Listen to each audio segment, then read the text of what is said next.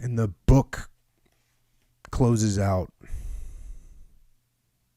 in the last years of Wooden Leg's life, and he's old and he's respected and he's living safely on a reservation. And he says, "It is comfortable to live in peace on the reservation. It is pleasant to be situated where I can sleep soundly every night without fear that my horses may be stolen or that myself or my friends may be crept upon and killed. But I like to think about the old times, when every man had to be brave. I wish I could live again through some of the past days when it was first thought of every prospering Indian. The first thought of every prospering Indian was to send out the call, 'Oh, friends, come, come, come. I have plenty of buffalo meat. I have coffee. I have sugar. I have tobacco. Come, friends, feast and smoke with me.'"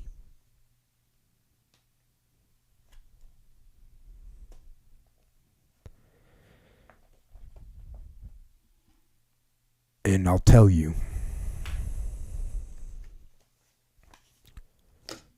that I miss those days too, when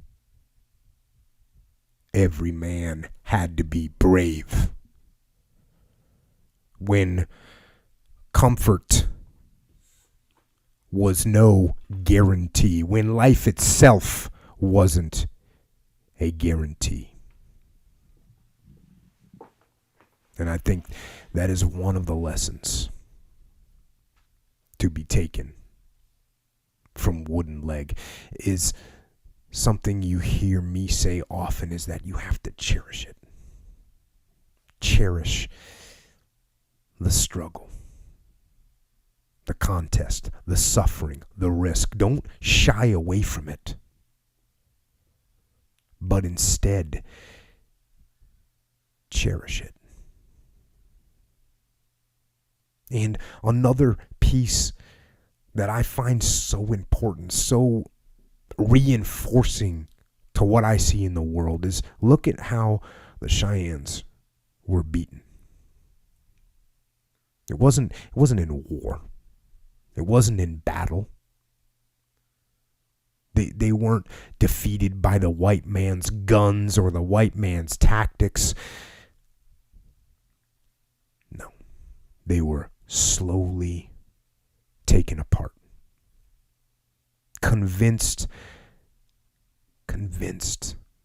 to take an easier path, and enticed by the comfort of the reservations, where food and shelter and tobacco and alcohol were all readily available. And they weren't defeated in some decisive battle by weapons or by war. They were defeated and controlled by one tiny, seemingly insignificant surrender at a time. Giving up their land, and then giving up their horses, and then giving up their guns.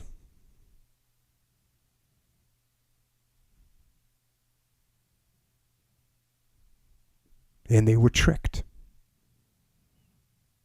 They were lied to.